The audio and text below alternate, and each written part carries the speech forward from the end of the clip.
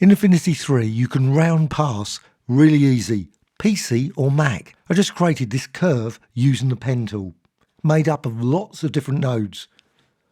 Select the layer over here in the Layers panel, then go over here to the Corner tool and drag over all of the nodes that you want to modify and round.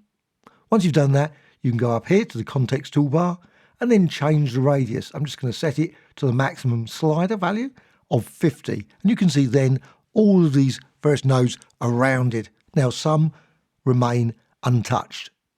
But also what you can do is you can extend that, maybe enter 400. But this is beyond the slider setting to make it really rounded. Context toolbar you can find in View and Context toolbar and Show if you can't see it. But also you've got other options here. You can set this to none with this corner tool selected. So click here, go back to the default setting you had at the start. Then you can go for rounded, back to that. There's also another option here, straight. And also, again, another one, concave, which I think is quite an abstract design. I think that lovely curves there. And also you've got the final one, which is cutout, which creates a sort of angular effect, which again, you can then change this, the radius, maybe make it 600, push it really far. Let's just go back to the rounded. Once you've done that, you've got this lovely rounded design. You can then go here, bake appearance. So as soon as you've done that, it will be converted into a curve and you'll be able to modify all the nodes without the corner settings being applied. Perhaps you don't want all of the nodes to be modified. All you need to do, again, go here to the corner tool and then just drag over and select some of them.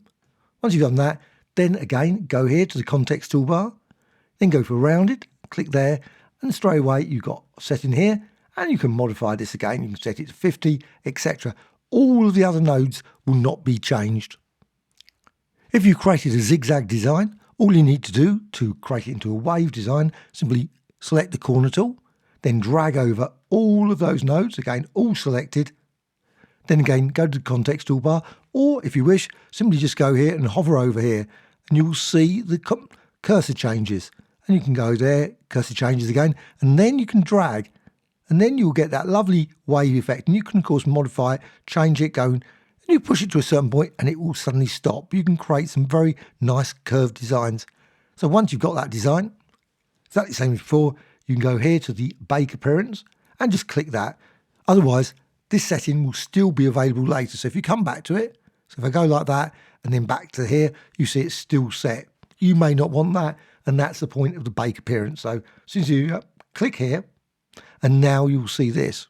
You can also use it with shapes as well. So if you go here with a star design, I'm going to use the corner tool, select that, and now simply drag over all those nodes there, all selected. Go up here, and you can see now I can set the radius, and I can modify that to 50 using that setting there. And now just select here again. I can change it to something else, maybe to 400 to create a design like that. And I can still modify this interactively by just dragging like this to change the star. However, the star is no longer a star. You notice here it says polyline. So if you go back here to the star tool, unfortunately you can't modify the star setting. So if you want to do anything with it, change beforehand and then go here and use the corner tool. Once you're happy with your design, click Bake Appearance. But also you can of course use these options as well as straight, also concave and also cutout, and then click Bake Appearance.